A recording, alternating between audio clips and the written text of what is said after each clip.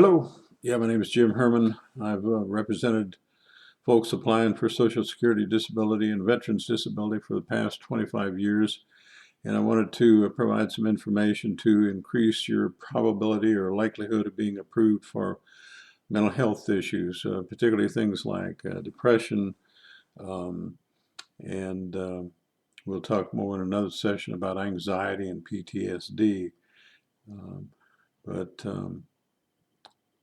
today we'll talk primarily about depression and bipolar. I can be reached at 800-900-4440.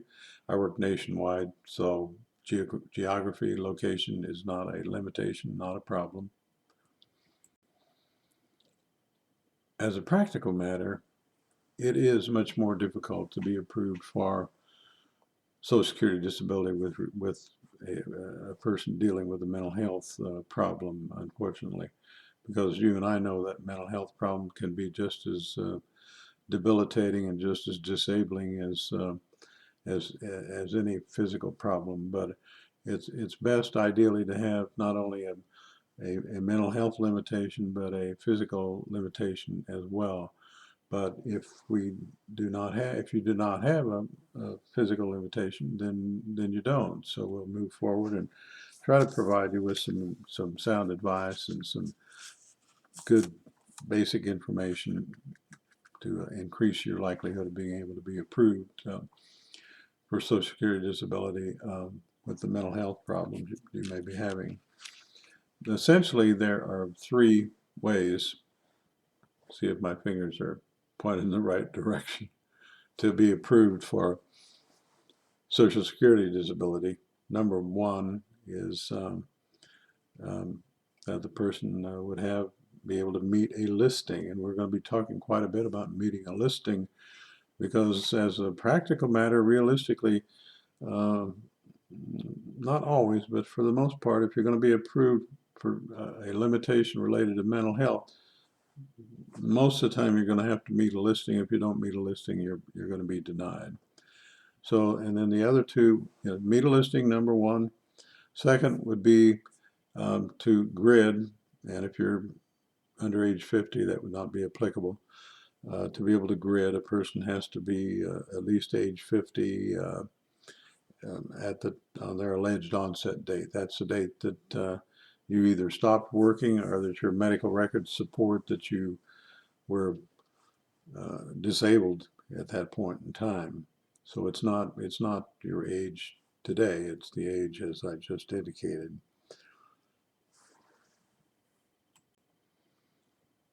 So if a person is age 50 and limited to sedentary work, think of sedentary work as typical office job, lifting typically no more than about 10 pounds and just not doing a whole lot of stuff that would be considered exertional from Social Security's point of view.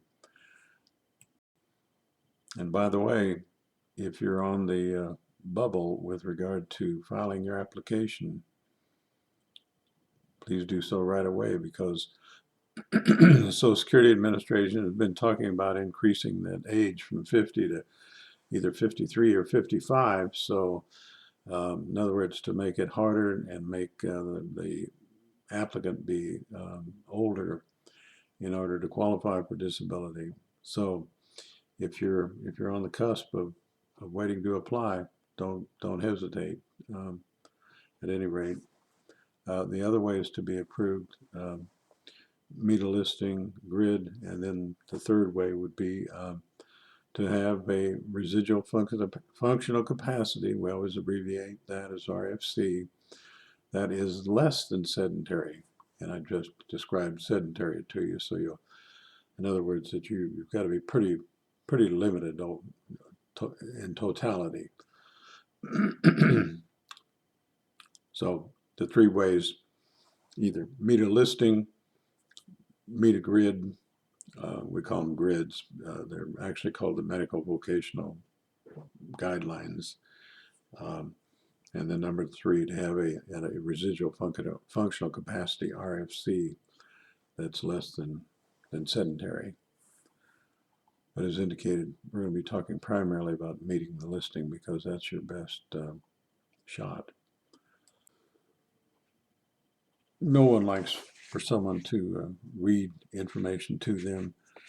If you have a computer or if you're able to access the web on your cell phone or some other way, um, simply do a search that says essentially Social Security Disability Adult Listings, LISTINGS, Adult Listings, and you'll see all of the requirements in that location that on Social Security's site. But so I'm not going to read all of the information because it would be too boring for you to listen to me read all of this information. But you're going to be looking primarily in this discussion for what Social Security calls listing 12.04. And 12.04 deals with affective disorders, so that's primarily depression and bipolar. And then all listings are broken down into different categories, like they'll have an A criteria and a B criteria and a C criteria. The A criteria would be the typical kinds of symptoms that you may be experiencing. The feelings of guilt or worthlessness, difficulty concentrating or thinking, maybe thoughts of suicide, maybe hallucinations or delusions, and just that kind of overall feeling that you've lost interest in life.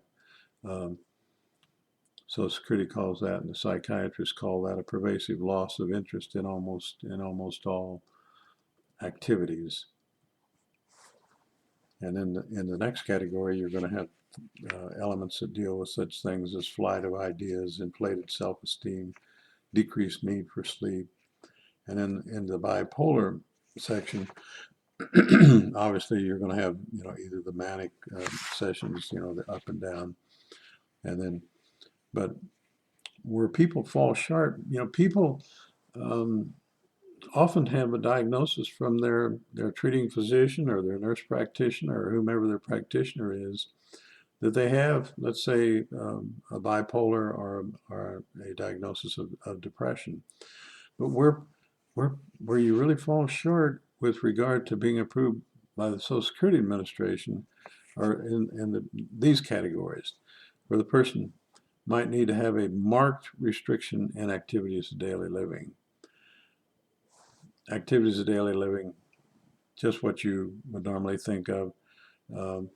You're cooking around the house or apartment, the housekeeping that you're able to do or not do, whether you're able to take care of yourself, if you have children, whether or not you're able to take care of the children. Second, then, marked difficulties in maintaining social functioning. In other words, how do you get along with other people? And that may relate to a job setting as well, whether or not you've had difficulties with either coworkers or supervisors or management in organizations in which you may have worked or attempted to work. Next would be whether or not the person has a marked difficulty, and marks a fairly high threshold, and it's much more than just I have problems concentrating or things like that. So a marked difficulties in maintaining concentration, persistence, or pace, and we can of course define all those in much more detail. But I don't want to take too much of your time to just go in terms of just reading to you. Because a lot of this you'll be able to find. I hope you'll be able to find it as a point of reference for yourself online on the web, as I indicated. And then finally, repeated episodes of decompensation, each of an extended duration. As a practical matter, if you've had a nervous breakdown or something of that sort, that's what they're talking about. If it hasn't lasted for at least 2 weeks, it doesn't get on the scorecard. So if you had periods, but by the way, one of the most significant sources documentation for being approved for a mental health problem is a period of hospitalization. As a matter of fact, some of my colleagues are of the opinion that if a person hasn't been hospitalized for their mental health problems, their odds of being approved for disability are really quite minimal. You know, it's difficult for decision makers, and you have to put yourself in their shoes. Um, it's difficult in the sense that, you know, how do you measure a person's mental health?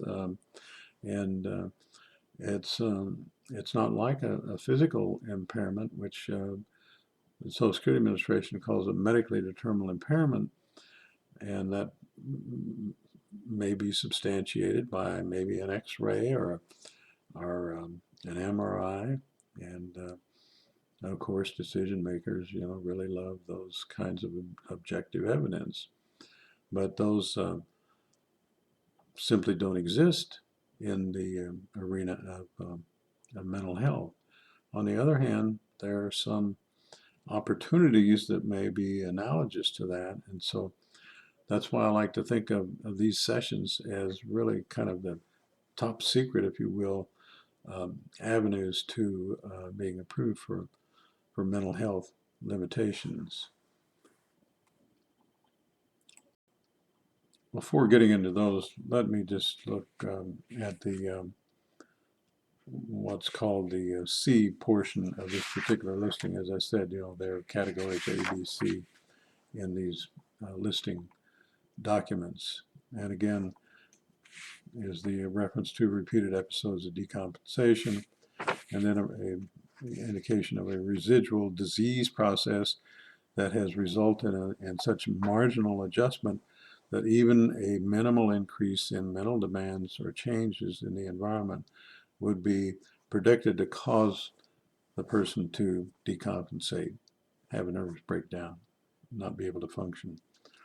And then item number 3, the third element of that particular category, a current history of 1 or more years inability to function outside a highly structured or supportive living arrangement, with an indication of a continued need for that kind of living arrangement. So living in an arrangement where you're either living with family or you're living with other people, where you're getting an awful lot of support for your functioning and your problems and um, that you run into just in day-to-day life.